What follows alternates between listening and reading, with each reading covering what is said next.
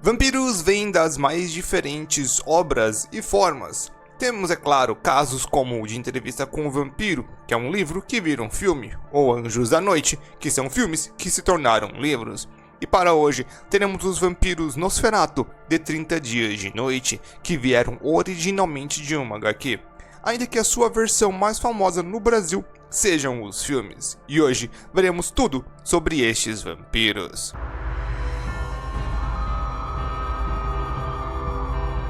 Olá, seres da noite! Hoje, antes de ficarmos todo mundo mais feios do que eu, gostaria de pedir aos meus inscritos que já deixassem um like, comentário, compartilhassem com quem gosta desse tipo de coisa. Para quem puder se tornar membro por R$ 1,99 por mês para benefícios como um mês de vídeos adiantados, preferência na hora da resposta, quando chegarmos a 10 pessoas, grupo exclusivo de conversa, ao chegarmos a outros patamares mais recompensas, e entre outras coisas, e ajudar, obviamente, diretamente ao canal a crescer cada vez mais, né, dando essa ajuda aí mais firme. Para quem não puder, tá tudo bem, deixa aquele like, aquele comentário. Para quem não for inscrito, se inscreva. Quem quiser ter doação direta por Pix ou no Valeu demais. Mas o importante é que chegue até o final para entender direitinho tudo sobre os vampiros de 30 Dias de Noite. O vídeo de hoje é um pouco diferente dos demais, com um pouco de inspiração sobre o meu vídeo de Entrevista com o Vampiro, onde eu falo tanto sobre os materiais audiovisuais quanto o original. E hoje farei algo parecido, trazendo alguns pontos das HQs para comparar as ideias. A saga das HQs é muito maior do que os filmes. Os dois longas tiram as suas inspirações das duas primeiras edições, e as demais são continuações mais forçadas pela editora, já que o mundo deu certo. Podemos ver como canônico ou não. Como neste canal o grande foco sempre foram os filmes, trarei os materiais que se relacionam a essas obras iniciais e algumas coisas de fora caso necessário. Isso, pois nas HQs as duas primeiras são pensadas por um grupo de pessoas, dois autores, e as outras foram mais feitas por outras pessoas, então tem essa coisa de parece que não é canônico. Mesma coisa com Drácula 2000, entre outras obras. Para quem já acompanha o canal, deve estar falando que isso é bem fácil. Isso foi demonstrado no segundo filme, foi a Lilith. Mas isso seria verdade apenas nos filmes. Nas HQs é um pouco diferente. Ainda assim, vale a pena falar dela. Durante este segundo filme, nós aprendemos que ela seria então a rainha dos vampiros, ou a rainha dos Nosferatu, e que ela que na verdade seguraria toda a sociedade dos vampiros, sendo que todas as informações importantes no mundo passam por ela, até mesmo um ataque na cidade teria algum dedinho dela.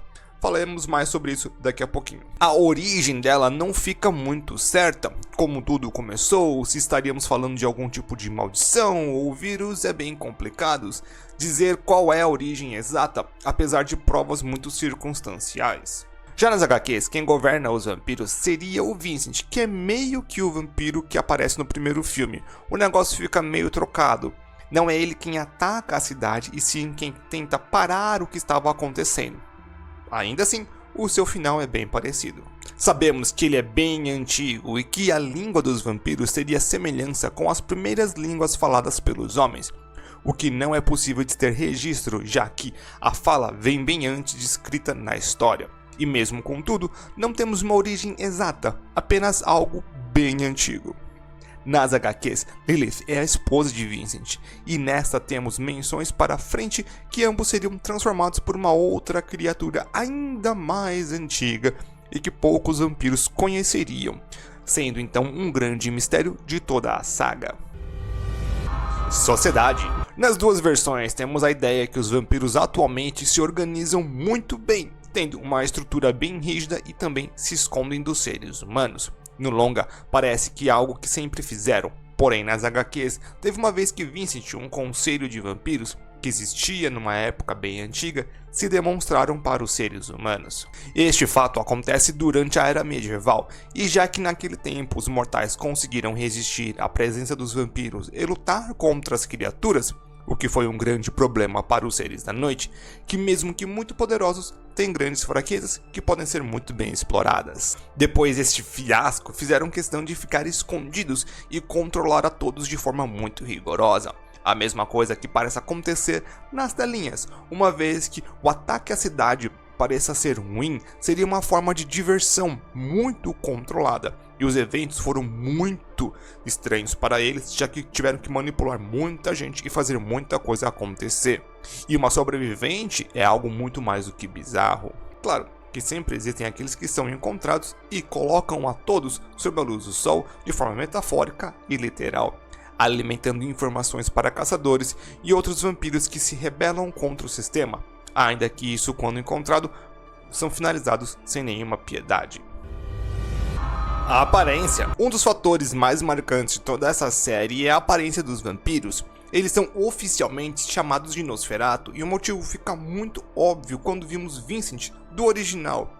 Ele possui aparência muito próxima ao Conde Orlok de 1922, ainda que o traço das HQs fica ainda mais animalesco. No geral, eles possuem a pele extremamente pálida, possivelmente devido à não exposição ao sol, dentes como se fossem de piranhas, formatos estranhos de faces, olhos quase que totalmente negros e uma tendência a ficarem carecas ou seja apenas uma coincidência muito estranha. Nas HQs, eles ficam com os dedos alongados, criando garras que podem ser utilizadas para combate, serem capazes de cortar outros vampiros e materiais um tanto mais resistentes. A sua aparência ajuda na ideia de monstro e coloca eles na ideia de Nosferatu, que já tem um vídeo aqui falando sobre o assunto, outros vídeos mais juntos, entre outras coisas aqui, só dá uma olhada. Só que o importante aqui é que eles são bem inumanos, desde sua aparência até as suas ações. Eles são monstros que gostam de serem monstros e se deliciam no sangue dos humanos.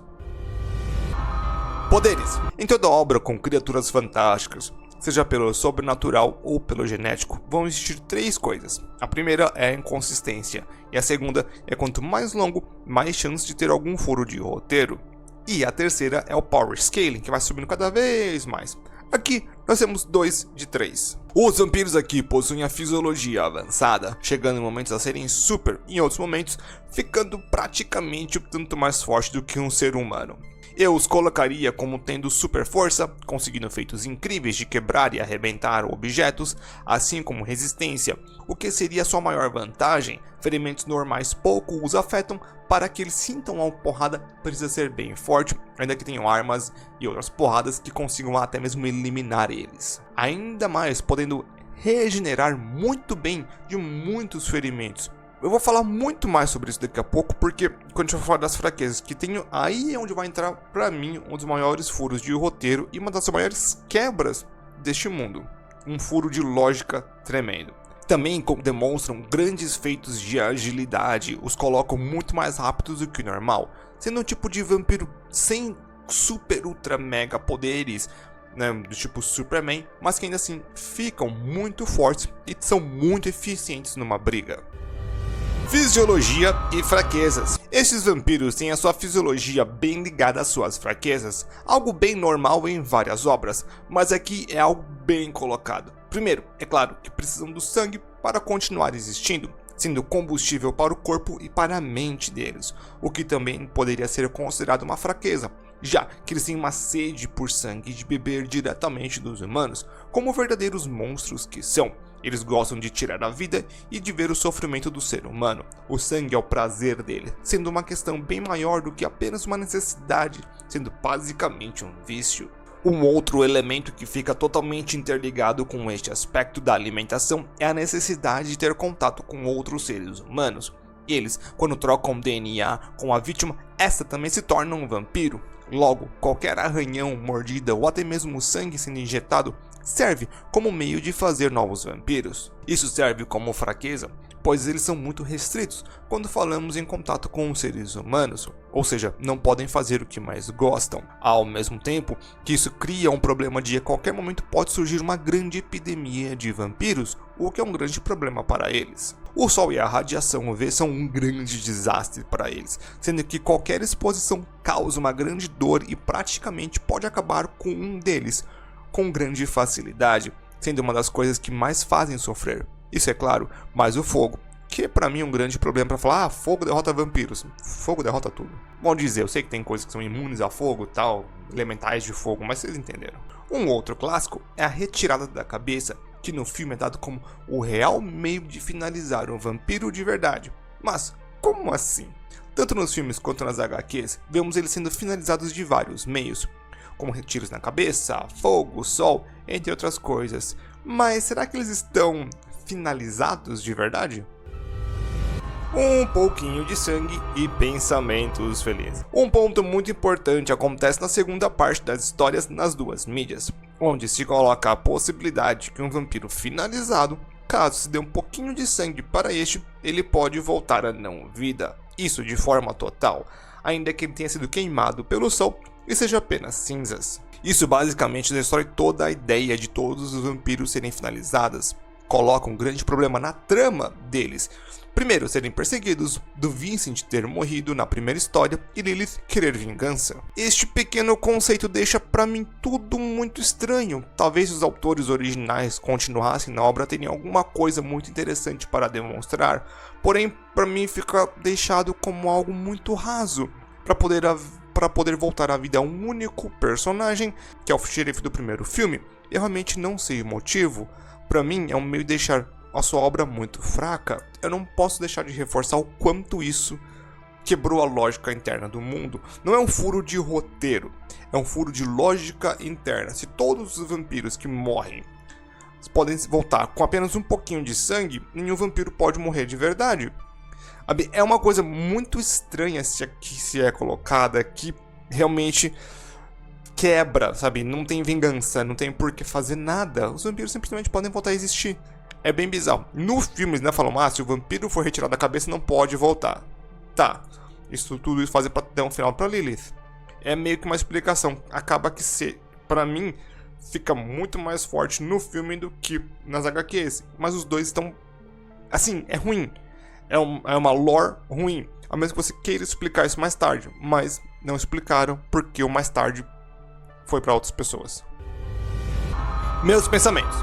Os vampiros de 30 dias de noite representam uma abordagem única e brutal desse mito clássico, fazendo características que os afastam das representações mais convencionais e romantizadas encontradas em outras obras da cultura pop. Originalmente nas HQs e posteriormente adaptados para os filmes, essas criaturas têm sua própria mitologia, estrutura social e um nível de crueldade que os diferencia da maioria das versões mais populares dos vampiros. O número de pessoas que falou que esse filme assustava eles é gigante, e nada contra, não tô zoando, mas é muito grande, são vampiros bem brutais.